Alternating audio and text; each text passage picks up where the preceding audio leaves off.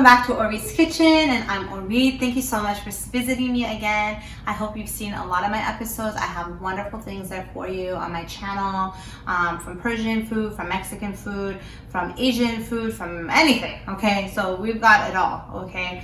A lot of salad recipes, some nice refreshing drinks for you, great easy tips for you, so I'm just here to try to make things a little bit easier for you guys. Again, I'm not a professional cook. I'm a mom of two, and I'm trying to make people's life easier, okay? So ready, guys? Today we're going to be showing you how to make a very basic, simple shish kebab, okay? Summertime is out, things are getting hot, everybody's stuck at home. We're going to be doing a lot of barbecuing now, and I just really wanted to share you guys some of my awesome, cool recipes, okay?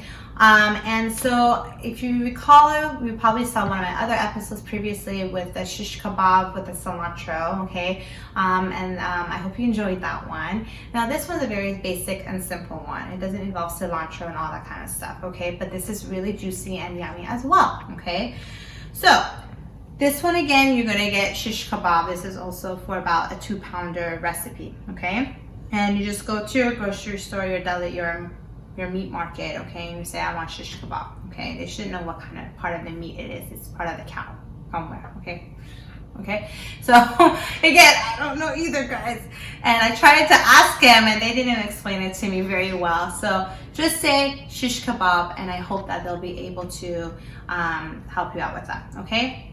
So about 2 pounds of shish kebab, very, very simple, okay? You're going to be getting a bunch of garlic, crushed garlic, okay? You can mince it, mix it with the, mince it up and put it in the meat. You're going to sprinkle some salt. You're going to do some garlic, some pepper. Salt, I like to use my Himalayan salt. If you don't have the Himalayan salt, remember the Himalayan salt goes with the grinder, okay? So if you don't have that, you can use regular salt. The Himalayan salt gives it a little bit of a different flavor, okay?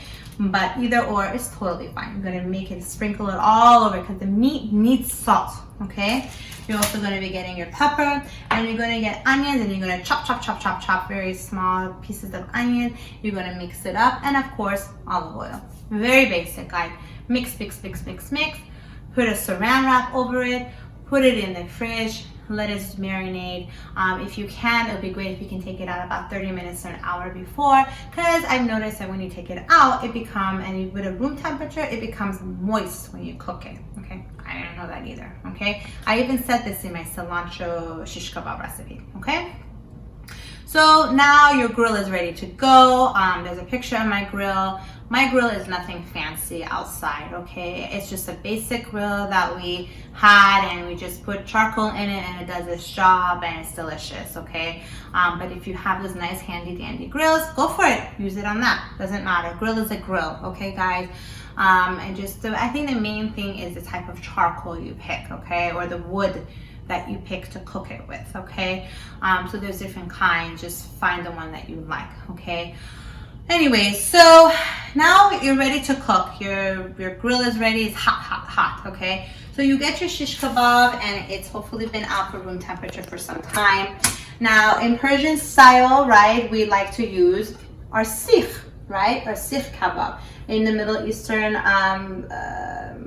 restaurants, they make kebab using these things, okay? There are different sizes, thicker and smaller size. I think there's even a skinnier size than this. I actually found this in the Middle Eastern grocery market. They sold them, and so I got a couple of these for the house, okay? So you get your shish kebab, you just put them in here, okay? You can even get one and put vegetables in here, such as tomatoes and onions, okay? You can drizzle some olive oil, salt and pepper, and put them in here as well, okay? If you don't know how to do it, YouTube it, okay? And also there's pictures of it as well, of how it looks like on the grill, so you can get an idea of how it's supposed to look like, okay?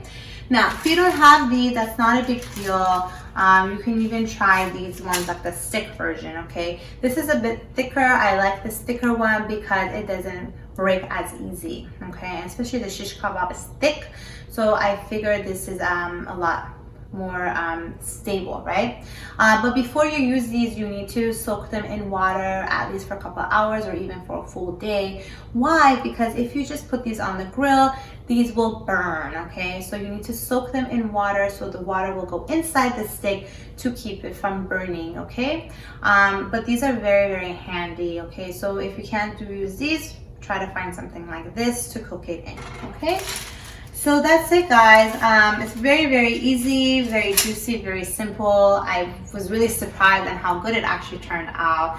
You don't need something so much to make the meat taste good, okay? Just a little bit of seasoning and that's all you need for shish kebab especially, okay?